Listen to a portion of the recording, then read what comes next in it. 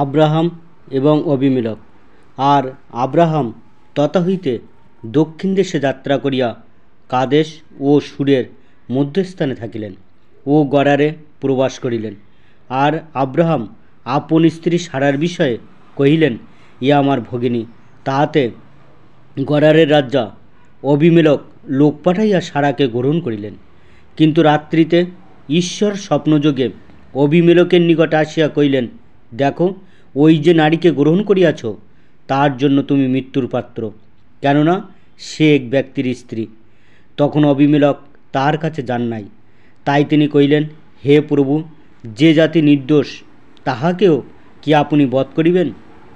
সেই ব্যক্তি কি আমাকে বলে নাই, ইয়া আমার ভগিনী, এবং সেই স্ত্রী কি বলে নাই, ইয়া আমার ভ্রাতা?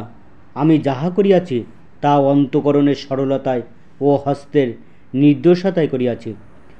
তখন ঈশ্বর স্বপ্নযোগে তাহাকে কহিলেন, তুমি অন্তঃকরণের সরলতায় এ কর্ম করিয়াছ, তাহা আমিও জানি। তাই আমার বিরুদ্ধে পাপ করিতে আমি তোমাকে বারণ করিলাম, এই জন্য তাহাকে স্পর্শ করিতে দিলাম না। অতএব এখন সেই ব্যক্তির স্ত্রী তাহাকে ফিরিয়া দাও, কেননা সে ভাববাদী, আর সে তোমার জন্য প্রার্থনা করিবে, তাহাতে তুমি বাঁচিবে। কিন্তু যদি তাহাকে ফিরিয়া না দাও, তবে জানিও তুমিও তোমার সকলেই নিশ্চয় মরিবে। পরে অবিমেলক প্রত্যুষে উঠিয়া আপনার সকল দাসকে ডাকিয়া ওই সমস্ত বৃত্তান্ত তাহাদের কর্ণগোচর করিলেন। তাহাতে তাহারা অতিশয় ভীত হইল। পরে অবিমেলক আব্রাহামকে ডাকাইয়া কহিলেন, আপনি আমাদের সহিত একই ব্যবহার করলেন। আমি আপনার কাছে কী দোষ করিয়াছি যে আপনি আমাকেও আমার রাজ্যকে এমন মহাপাপগ্রস্ত করিলেন? আপনি আমার প্রতি অনুচিত কর্ম করিলেন। অবিমেলক আব্রাহামকে আরও কহিলেন, আপনি কি দেখিয়াছিলেন যে এমন কর্ম করিলেন? তখন আব্রাহাম কহিলেন, আমি ভাবিয়াছিলাম, এই স্থানে আদবে ঈশ্বর ভয় নাই, অতএব ইহারা আমার স্ত্রী, লোভে আমাকে বধ করিবে।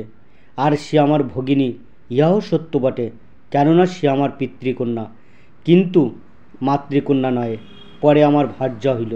আর যখন ঈশ্বর আমাকে পৈতৃক বাটি হইতে ভ্রমণ করাইয়াছিলেন, তখন আমি তাহাকে বলিয়াছিলাম, আমার প্রতি তোমার এই দয়া করিতে হইবে। আমরা যে যে স্থানে যাইব, সেই সেই স্থানে তুমি আমার বিষয়ে বলিও, এ আমার ভ্রাতা। তখন অবিমেলক মেষ, গরু ও দাসী আনিয়া আব্রাহামকে দান করিলেন এবং তাহার স্ত্রী সারাকেও ফিরিয়া দিলেন।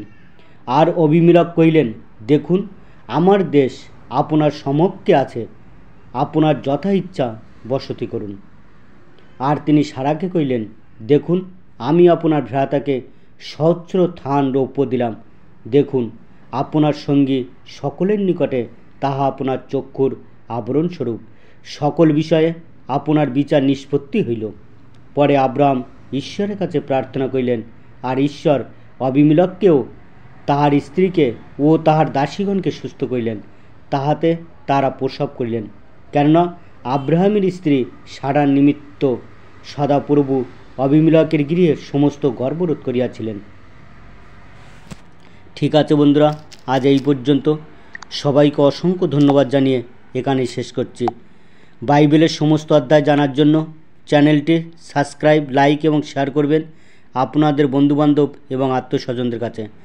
আর বেল আইকনটি প্রেস করতে ভুলবেন না, কারণ এই রকম আরও ভিডিও আপলোড করতেই প্রথম নোটিফিকেশান আপনার কাছে পৌঁছাতে পারে। জয় যিশু।